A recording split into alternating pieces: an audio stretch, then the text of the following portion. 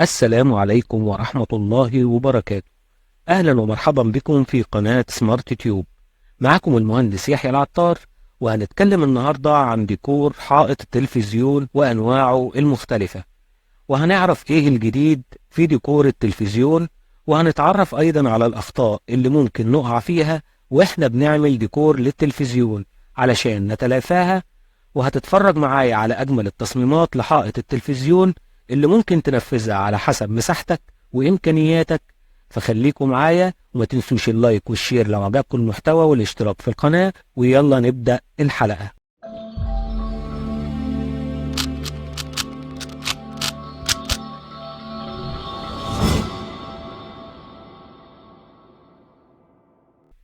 التلفزيون في البيت بيجمع أفراد الأسرة حواليه، لأن هو الجزء الترفيهي والثقافي في البيت، وعلشان كده كل الأنظار سواء أفراد الأسرة أو الضيوف بتكون متجهة ناحية التلفزيون. علشان كده بنميز الحيطة اللي هنعلق عليها أو هنحط قدامها التلفزيون بديكور خاص بيها. أول حاجة حابب أتكلم فيها وهي شوية قواعد تخلي بالك منها علشان تعمل ديكور مظبوط لحيطة التلفزيون. رقم 1، وانت بتختار مكان التلفزيون بلاش يكون المكان ده قدام الشباك أو باب البلكونة أو أي مصدر ضوء قوي عندك، لأن الضوء هينعكس على شاشة التلفزيون وهيضايقك وانت بتتفرج على التلفزيون. وأفضل حل إن مكان التلفزيون يكون في المكان اللي مش مواجه للشباك أو البلكونة أو أي مصدر ضوء، وكده هتقدر تستمتع بالمشاهدة من غير ما انعكاس الضوء يضايقك. رقم 2، لو هتعمل ديكور ثابت في حائط التلفزيون سواء جبس أو هتفصل مكتبة خشبية مثلا، خلي بالك إن الفراغ اللي هتركب فيه التلفزيون يكون مناسب لتلفزيون كبير حتى لو عندك تلفزيون صغير، علشان بعد كده لو اشتريت تلفزيون كبير ينفع تحطه في نفس المكان. رقم 3، بلاش تكون ألوان الحيطة اللي فيها التلفزيون ألوان قوية أو فسفورية، لأنها هتشتت نظرك عن التلفزيون. يعني من الآخر بلاش مهرجان ألوان ورا التلفزيون. رقم 4، لازم تعرف الارتفاع المناسب لتعليق التلفزيون علشان رقبتك ما تتعبش من القعدة قدام التلفزيون. فلو انت قاعد في الصالة أو الليفينج روم لازم يكون مستوى نظرك الأفقي مقسم التلفزيون تلت فوق وتلتين تحت. ولو هتحط تلفزيون في غرفة النوم هتقيس 35 سنتي من بعد المرتبة اللي على السرير، وهنلاقي خط أفقي المفروض يقسم التلفزيون نص فوق ونص تحت. رقم 5، لازم تعرف المسافة المناسبة بينك وبين التلفزيون علشان تعرف تتفرج كويس وعينيك ما تتأثرش لو هتقعد مدة طويلة قدام التلفزيون، وده أشهر جدول بيوضح المسافات بالمتر بينك وبين الشاشة على حسب مقاسها بالبوصة. رقم 6، أسلاك الكهرباء وسلك الدش لازم تكون متغطية، لأن منظرها بيبقى مش حلو خالص. فعندك حل من 2، الأول لو لسه بتأسس وبتشطب يفضل تعمل فيش الكهرباء ولقمة الدش ورا التلفزيون.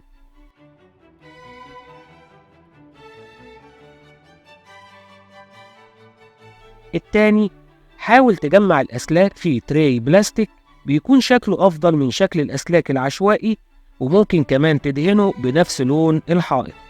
بعد ما عرفنا القواعد في تظبيط ديكور التلفزيون، تعالوا بقى نشوف أنواع الديكورات اللي ممكن ننفذها.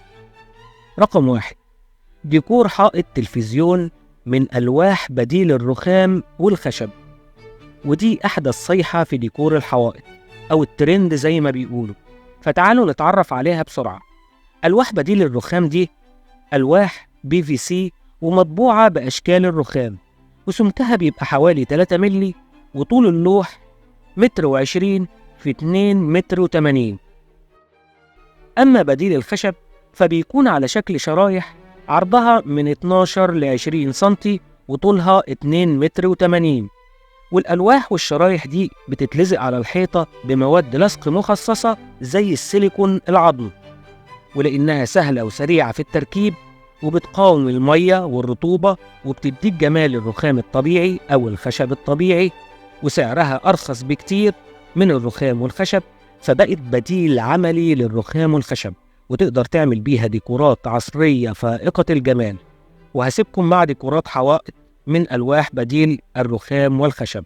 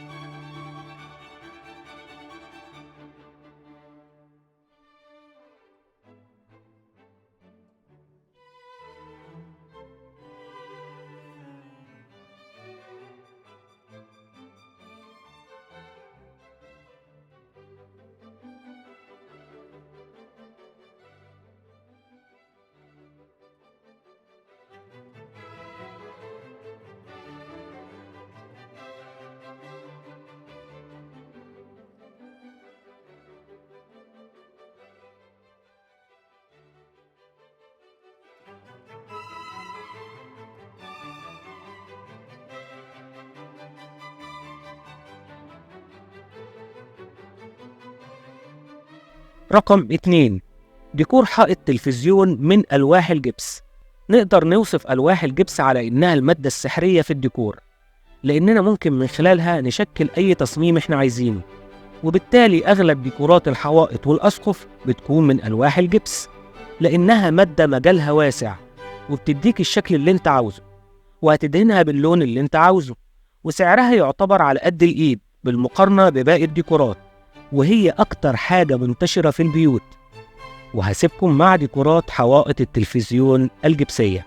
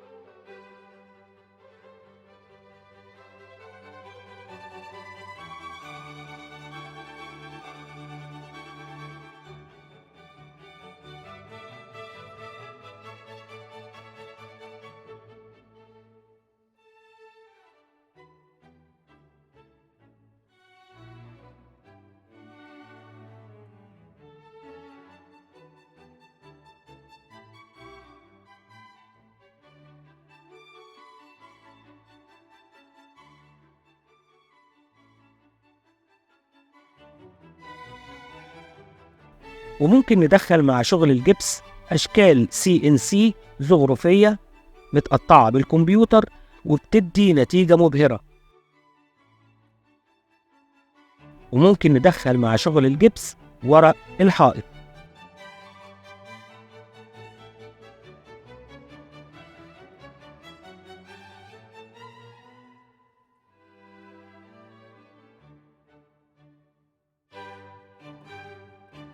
رقم 3، ديكور حائط تلفزيون من الخشب. الخشب زي ما احنا عارفين من أقدم المواد الطبيعية المستخدمة في الديكور الداخلي، والخشب ليه رونقه الخاص ومميزاته كتير، لأنه مادة صديقة للبيئة، ومادة متينة وقوية، وبيعمل عزل حراري وعزل صوتي، فبيضيف للمنزل الهدوء وبيديله رقي وفخامة. عشان كده هو مكلف شوية. وهسيبكم مع ديكورات حوائط التلفزيون الخشبية.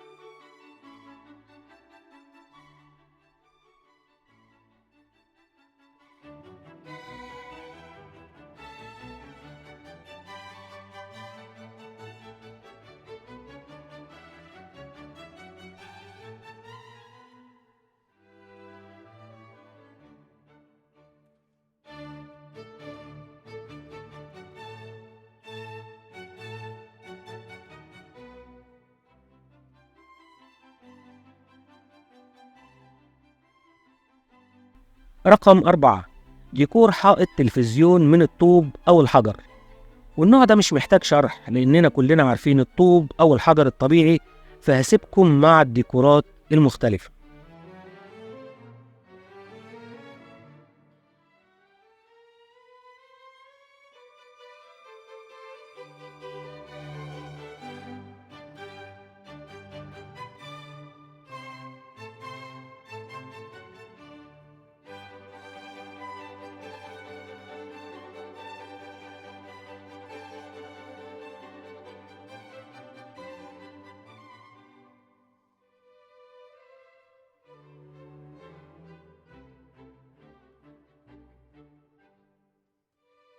رقم 5، ديكور حائط تلفزيون لمحبي الألعاب.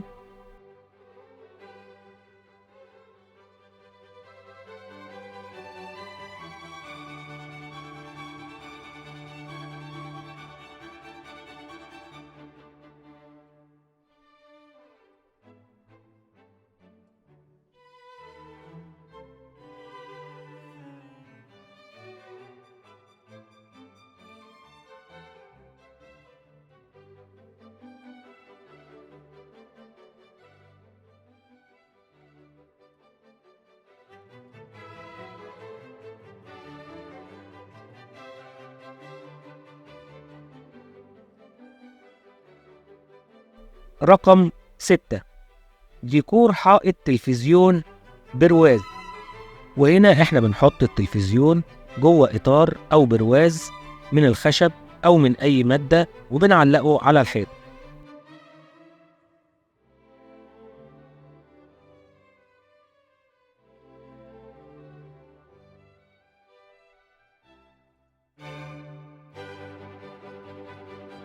في اختراع جديد وهو برواز عبارة عن مراية، وجوه البرواز بنحط التلفزيون، وأول ما يشتغل التلفزيون بيظهر كأنه جزء من المراية، ولما يطفي التلفزيون بيكون البرواز كله كأنه مراية، وبكده انت خليت تلفزيونك مخفي وفي نفس الوقت استخدمته كمراية. رقم 7، ديكور حائط تلفزيون محوري، وهنا بيكون عندنا حائط أو قطوع بين فراغين، وهنخلي تلفزيون واحد يخدم على الفراغين لأنه ممكن يلف بزاوية 360 درجة.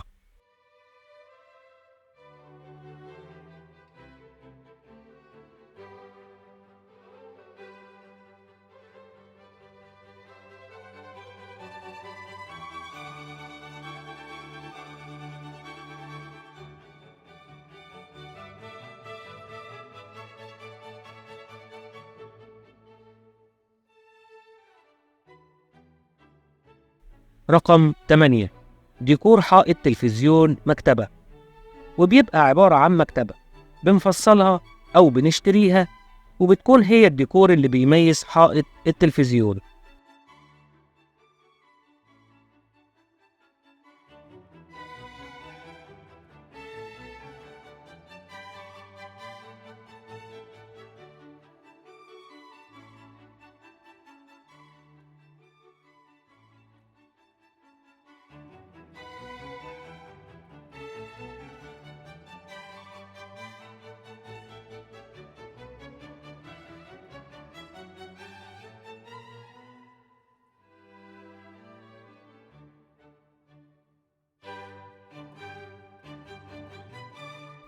رقم 9، ديكور حائط تلفزيون مخفي، وده للناس اللي بتحب تخلي التلفزيون مخفي في أوقات معينة زي الامتحانات مثلا، وده بيكون عن طريق ظرف بتتقفل وتتفتح بتغطي التلفزيون، أو عن طريق ستاير، أو عن طريق براويز.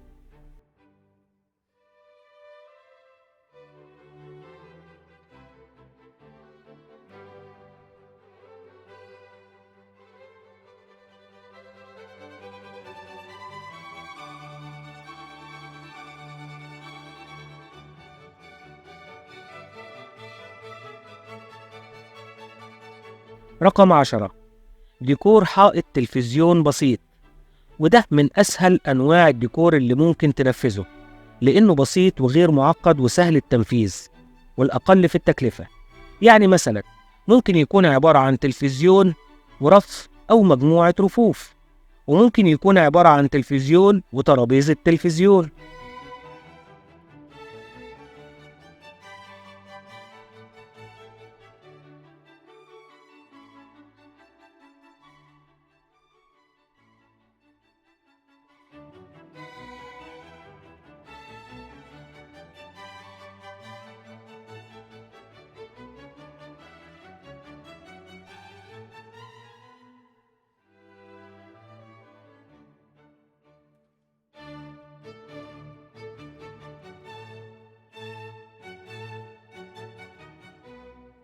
وممكن يكون عبارة عن تلفزيون وورق حائط في الخلفية بأي شكل أنت عايزه. وفي النهاية بسأل الله عز وجل أن أكون وفقت في تقديم المحتوى، ومستني رسائلكم وتعليقاتكم ومقترحاتكم اللي بتسعدني جدا. والسلام عليكم ورحمة الله وبركاته.